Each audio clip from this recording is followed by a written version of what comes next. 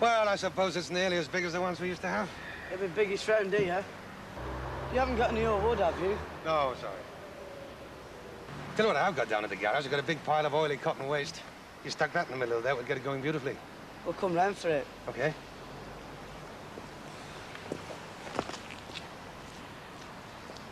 So, with Mr. Greatrix backing out, there's nobody to supervise the fire, you see. Well, I know for a fact that Jerry's very worried. Well, if Jerry's that worried, why doesn't he supervise it? He didn't mention it this morning. Oh, no, he didn't know about Mr. Greatrix then. Anyway, it's the annual meeting of the cycling club tonight. And, well, he's up for chairman, so he has to go. Well, don't come to me asking for any help, love. If I had my way, there wouldn't be anything to supervise. No bonfire, no fireworks, nobody blowing themselves up. Oh, then. Yes, that fella who can supervise something for you. Very good at supervising, aren't you, Ernie? Yeah. Oh, look, Len, I'd like a word about it. Story of my life. Being ignored. Mine too. Supervise what, anyway? Oh, you wouldn't, would you, Mr. Bishop? It's the communal bonfire tonight. We're having ever such trouble to get someone to supervise it. Well, Jerry would, but he's got to go to a meeting of the Velos, you see. Meeting of the what? Oh, the Weatherfield Velocipedes. It's the new name of his cycling club. Oh, really? Oh, well, would you supervise the fire? Oh, I don't think so. I don't think I possess the necessary stamp of authority to keep a bunch of budding Guy Fawkes in order. And between ourselves, I tend to find fireworks rather alarming, even snowstorms. Sorry, love, I've got to go. Perhaps you'd ask Mrs. Bishop.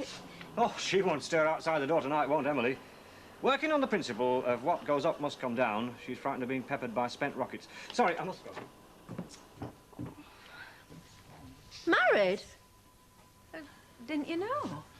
I don't believe it. Well, sorry, love. I thought everybody knew me now. You're having me on, aren't you? I'm not, love. Ken and Janet. Janet? Yeah. Hey, she doesn't look like a Janet, though, does she? Well, anyway, they arrived back yesterday tea time and blithely announced they got wed. But they weren't even engaged. I know. Obviously, Ken's not as cautious as he seems. Or maybe it's her who's the Speedy Gonzales. I don't believe it. I just don't believe it. Hey, I honestly thought you knew, love. Otherwise, I wouldn't have just blurted it out like that. Still, you had to find out sometime. No, he can't possibly be married. Well, he is, love. And you've got to face that fact. But he's only been going out with her for a few weeks. Well, long enough to decide to pop the question, obviously.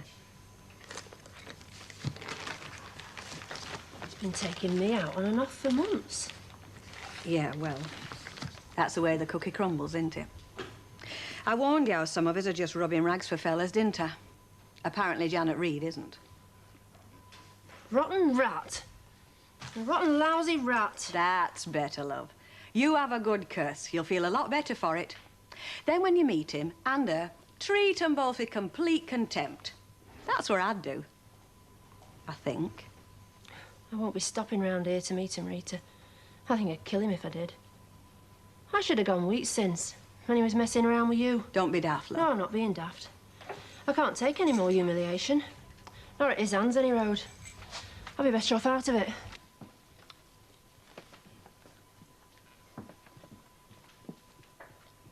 Are you skinny now? I've never known anybody who enjoyed his food so much. Only when it's good. Oh, what you just had good? Fair. Praise indeed. Well, she cooks a good breakfast, I'll say that for her. Just have to wait and see what she does with dinner. Well, I think you'll be very pleasantly surprised. Well, we'll see, won't we? You two finished? I wouldn't mind washing up. Yeah, I finished, sir. What about you, Mr. Tatlock? I thought you were going to call him Uncle Albert. No, but I'm not her uncle, am I? No, but... He's got a point, Ken. I'll stick to Mr. Tatlock. Until I know him a bit better, anyway. Do you want another piece of toast or anything? No, thanks. No, I've had enough. That'll be the day. Pardon? Nothing. What time do you like lunch? Do you mean dinner? I mean dinner. 12-ish. Right. Anything you fancy? No, I'll leave it to you. Which means he fancies everything. Oh, no, I don't, clever clogs. I just fancy what I fancy, which I think I'm entitled to at my age. But look, I'll tell you something. I'm not half as finicky about my food as what you are. As I'll Valerie be able to testify if the poor lass were here. You know, you haven't got a good bargain in that chap. Not by a long chalk. Yeah. You've upset him. You could try and be a bit more diplomatic with Yeah, it him. brings out the worst in me, Uncle Albert. Always did. He's an old man. He needs mollycoddling. Mollycoddling? Uncle Albert needs mollycoddling as much as I need a new dress. He's your original crusty old codger. In fact, I think he spends most of the time trying to work out things to grumble about. Rubbish. He just needs handling right. Like you. Get yourself out of that chair and come and help me wash up.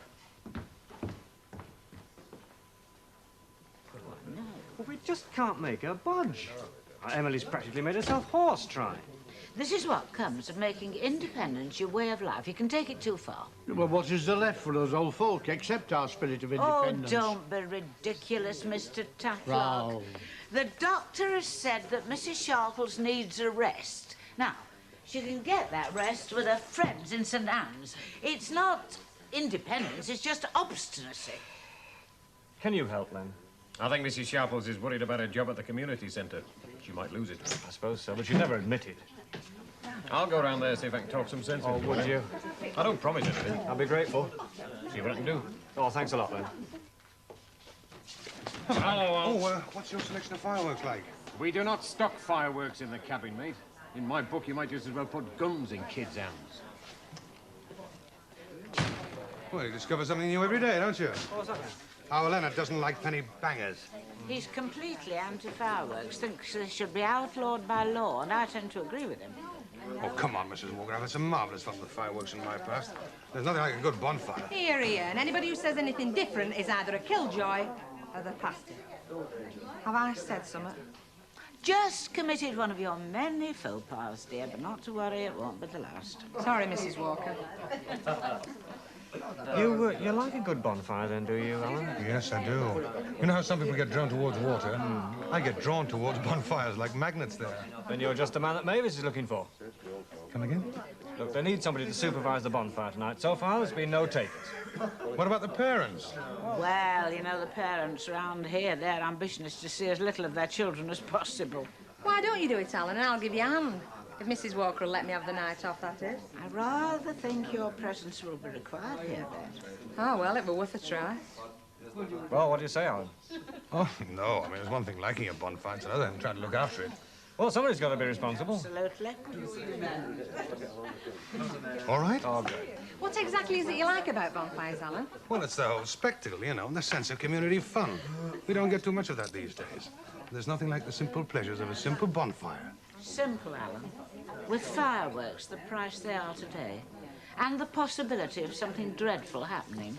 Yeah, well, I'll tell you what the worst thing is that can happen to anybody, and it's not being blown up by a firework. What's that, Sunshine? Getting old. Now, what do you say, Mrs. Sharples? Everybody's going to a heck of a lot of trouble to get rid of me. Oh, Ina, you take the biscuit, you really do. Everybody's trying to do what's best for you, and all you'll do is suspect their motives.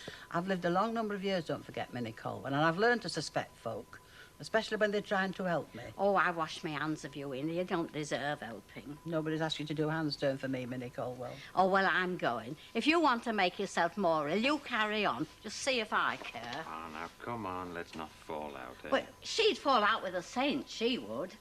Mrs. Sharples, you don't have to only take my word for it that nothing will change while you're away. You can take the committee's word, and the council's, if you like. What more do you want? She wants it in writing. I want out at salt. Well, then why don't you go to St. Anne's and get some colour back in your cheeks? Because you're all going on about me to go, that's why. There's you, there's Ernie Bishop, there's that hysterical wife of his, and now there's you, Len Fairclough. If you'd all left me alone, I'd probably have been there by now. Oh, I'll wash my hands of you. I better cancel that taxi we had laid on for you, too. I better get on to St. Anne's and all, because they had one waiting at the station for you. There's not. As true as I'm standing here. Everybody is going to a heck of a lot of trouble, aren't they? Because we want you to get better, that's all. Oh, well, I'd better go pack a case then. Nobody's ever going to accuse me of not being grateful. Not like some as I could mention.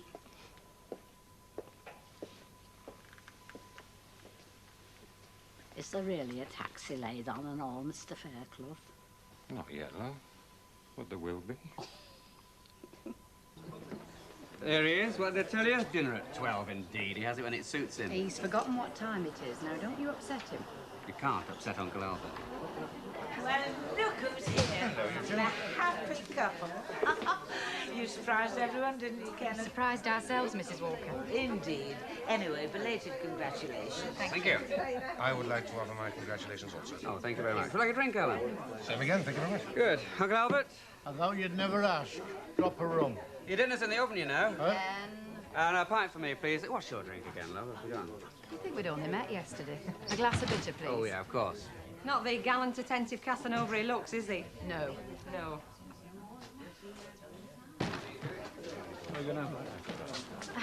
Hey up, do you want to make a run for it? No. My Auntie Annie will throw you out if you spill blood, you know. Hello, Lucy. Norma. I'm in the chair, Lucille. Oh, thanks, Ken. Gin and tonic, please. All right. Norma? Same, please, Ken. Right. You've heard the good news, have you, Lucille? Yes, just from Norma. Pulled a fast one in the end, didn't you, Ken? Played it cool, you know. Isn't that right, then? That's right, love. Rather sly, I think. Cheers, Ken. And congratulations. Thank you, Norma. Right. Now, who's going to bake the parkin? Who's going to make the treacle toffee? And who's going to provide the potatoes for a bonfire party? Well, I'll buy the spuds. Baking's a bit beyond me. What's your interest in the bonfire, Alan? He is only the officer commanding, that's all. Oh, I can just see him now parading round, spoiling everyone's fun. No, I won't. Lucille, I'll simply see to it that people behave decently and safely. It's a tall order, Alan. I don't see why. I'll bake a couple of parkins if I may. Great. Would you, dear? Thank And I'll make the treacle toffee. Well, that's super. It's going to be a great party. We should have bonfire parties more often.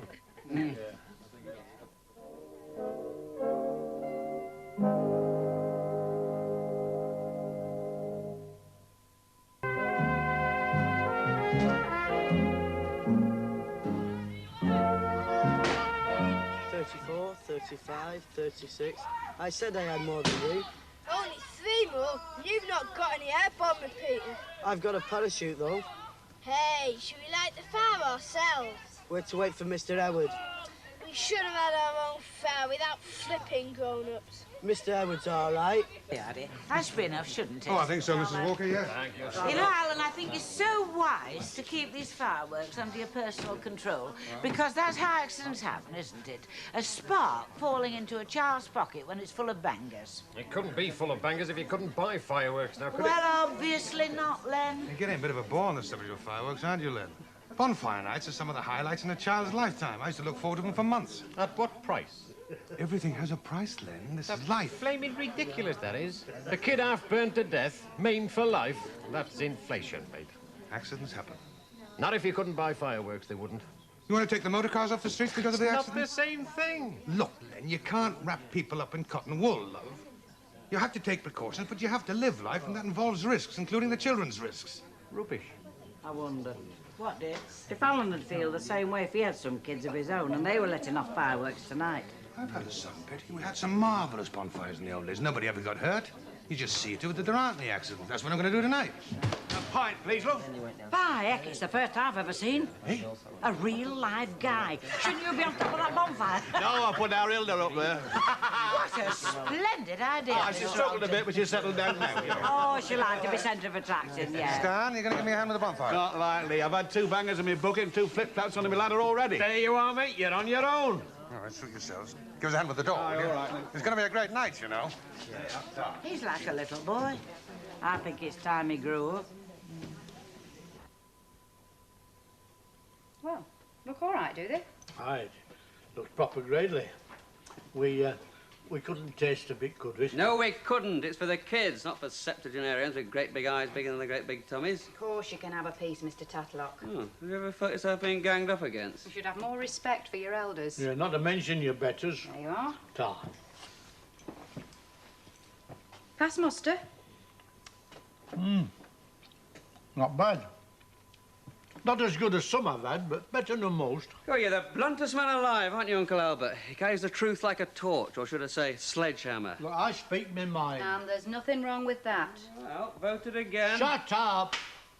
Are you coming to the bonfire party with us tonight? No, I'm getting a bit old for things like that. Look, there's some fireworks in here I bought for the twins. Pity to waste them. I'll just go and make myself a cup of cocoa. He thinks a lot of the twins, doesn't he? Yeah, yes, he'd like to have them down here permanently. Still, who wouldn't? Yeah. Janet, What? you think I could have just a teeny-weeny bit of parking? I haven't done any parking for years. Oh, great. Just like my mother used to make. We don't have to take all out to the bonfire, do we? Talking about kids, I've got a couple in the house already. What was there between you and Norma? What makes you think there was anything? Don't hedge. It was written all over her face. In the pub at dinner time. It was mostly on her side. Regular little Romeo, weren't you? Anyway, it's all behind me now. It is.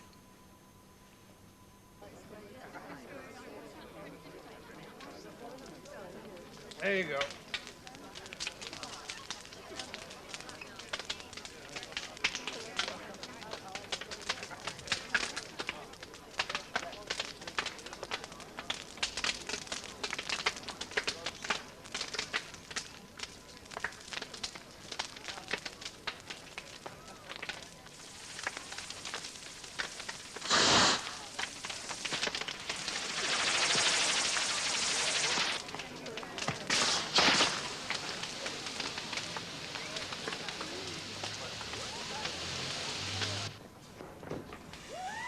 She could have easily let me go to that bonfire. I love roasting spuds and eating them in the light of the dying embers. It's very romantic. Why not try one of your sudden headache stunts? Oh, no. I don't want to overdo them. I like to keep them on hand for very promising dates. You have any these days? No. Oh. They won't really send you to prison if you don't pay that VAT, will they? They could. Why? Nothing. We're just looking at my future and thinking how black it were. Well, what about mine? It's pitch black. Which is why mine's same. Your future being my future and vice versa. That's right, isn't it? Yeah, of course it is. I wonder What? if Ken really and truly wanted to marry Janet, or did she just steer him into it without him really knowing what were happening? You can see she's a very strong character. Let me say that again. And you'd know, wouldn't you? Fancying her yourself once. I was infatuated by a younger woman. And some. Hey, maybe I could take a leaf out of her book. How? By steering you towards an altar. I'm not an easy pushover like Ken Barlow, you know.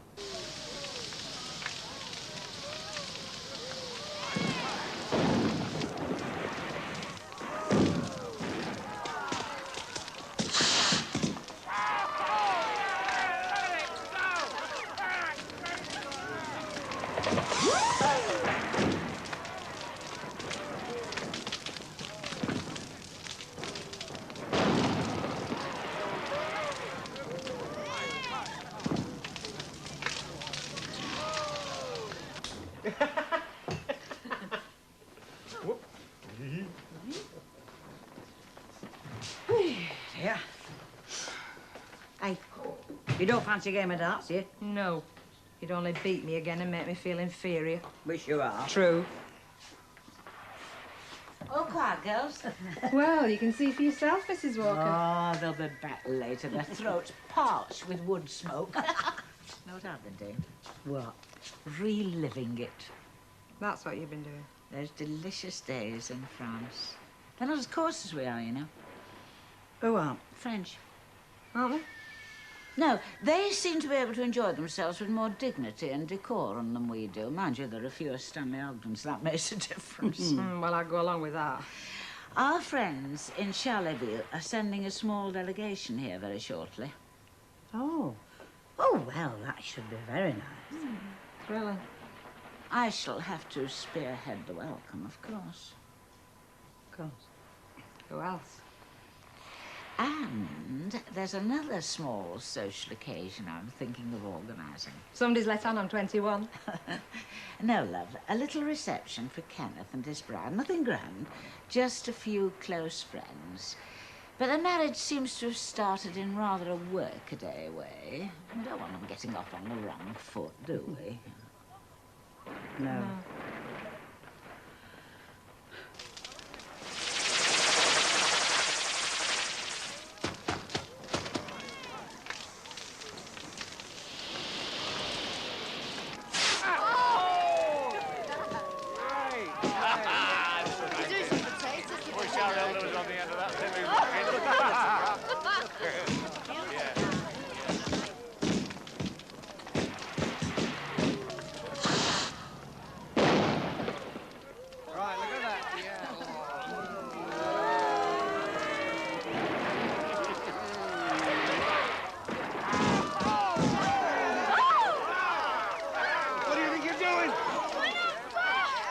kill you, sir.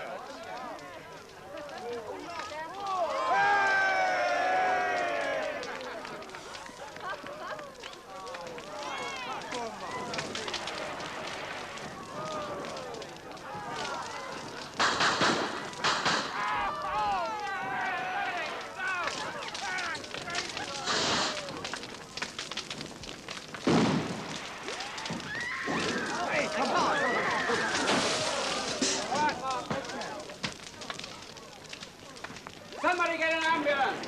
Mark's been burnt.